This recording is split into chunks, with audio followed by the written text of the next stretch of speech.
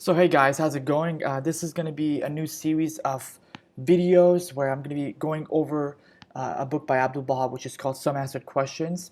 So there's going to be basically a back and forth between me talking to you guys and you will see the book online. I'm going to be doing a screen recording here of the actual book. And this is, mind you, this is the new book that has been redone, and there's different chapters I've noticed in this book that wasn't in the older book of Some Answered Questions. And this is officially the authoritative version of Some Answered Questions. Even the language and the way that they've done the contents is much more straightforward and easily readable. Before we get started, I hope that this series of videos that I'm going to be showing you guys, where basically I'm going to be reading the book and then going back and forth and talking about certain things that comes from my personal understanding, has nothing to do with authoritative interpretation. Like don't take my way of looking at these things as the best possible way. It's just simply from my experience and understanding I will share. And what I would hope to do is take the stuff that I'm going to read here from the book, this wonderful book, and create a dialogue or a conversation or a discussion on the internet. So if you guys who watch this video on YouTube, you can share your comments down below. Or if you're watching it on Facebook, please also you can do that too. Share some comments down below. Any questions that you may have, and I'll do my best to go over those questions. And maybe you can also start discussions among other people who see your comments. This way we can all have a better understanding and a better knowledge of this wonderful book that Abdu'l-Baha gave us. So let's start from this first chapter. It says, nature is governed by a universal law. Nature is that condition or reality which outwardly is the source of the life and death, or in other words, of the composition and decomposition of all things. This nature is subject to a sound organization, to inviolable laws, to a perfect order, and to a consummate design, from which it never departs. To such an extent is this true that were you to gaze with the eye of insight and discernment, you would observe that all things, from the smallest invisible atom to the largest globes in the world of existence, such as the sun or the other great stars and luminous bodies, are most perfectly organized, be it with regard to their order, their composition, their outward form, or their motion, and that all are subject to one universal law from which they never depart. So here it's saying that there is an order, a universal order, that everything that exists, like things that are as small as atoms or as big as the planet, or as huge and gigantic as the most big star, they're all subject to a universal law and order, which they don't depart from. So they sort of depend on that universal law that is allowing them to have such a, order that they do. Otherwise, if they departed, it's possible that they would be non-existent, because you need to have that law to exist. When you consider nature itself, however, you see that it has neither awareness nor will. For instance, the nature of fire is to burn. It burns without consciousness or will. The nature of water is to flow. It flows without consciousness or will. The nature of the sun is to shed light. It shines without consciousness or will. The nature of vapor is to rise. It rises without consciousness or will.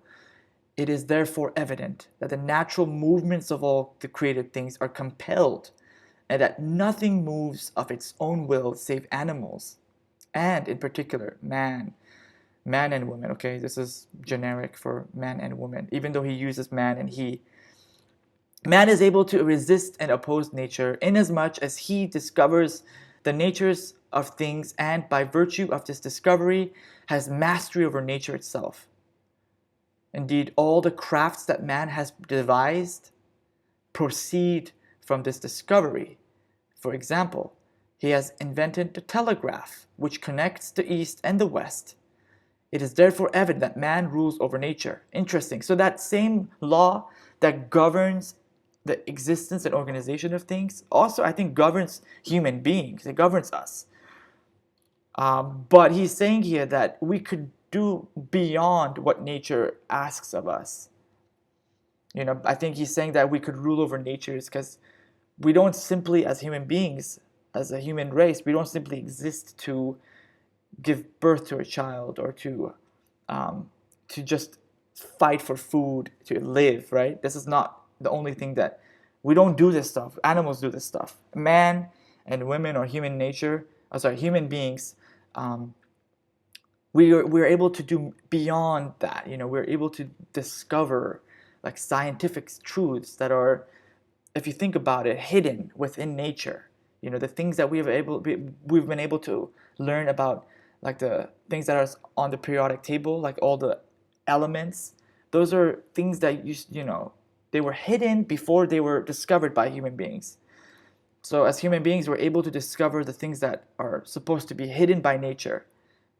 Now, can such organization, order, and laws as you observe in existence be attributed merely to the effect of nature? So he's saying here that, do you think that the way that everything is ordered and organized, the laws of nature, are they merely the effects of nature itself? Or is this, I think he's trying to imply, or is there something beyond that that's controlling all these things? Notwithstanding that nature itself has neither consciousness nor understanding. So how can something have a sort of, something has to be conscious or has to have a will in order to give rise to organizational powers, or give rise to, as he says here, laws, organization, and order. It has to be conscious of the fact that it does that.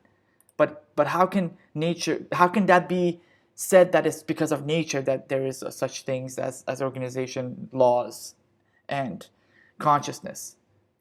Because it's not conscious. If something is not conscious, it can't really have these, organizing powers as we see in the universe. And he goes on to say that it is therefore evident that this nature, which has neither consciousness nor understanding, is in the grasp of the omnipotent Lord, who is the ruler of the world of nature, and who causes it to manifest whatsoever he desires. Some say that human existence is among those things that have appeared in the world of being and are due to the exigencies of nature. Were this true, man would be the branch and nature the root. But is it possible that there could exist a will, a consciousness, and certain perfections in the branch which are absent in the root?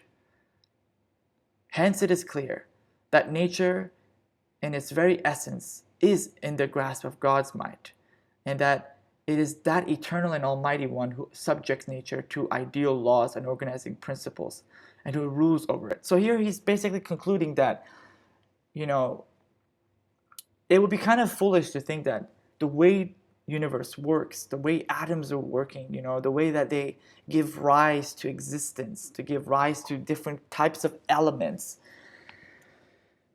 it's foolish to think that it's because of nature being unconscious of itself, nature not having will of its own, or not being able to organize itself, that there has to be something beyond that is doing the designing, that is doing the consciousness or the will for the existence, or even like giving it will and consciousness to atoms to do the things that they do to create certain types of things in the world. So I hope this was helpful. I don't want to go into too much because it's almost 10 minutes.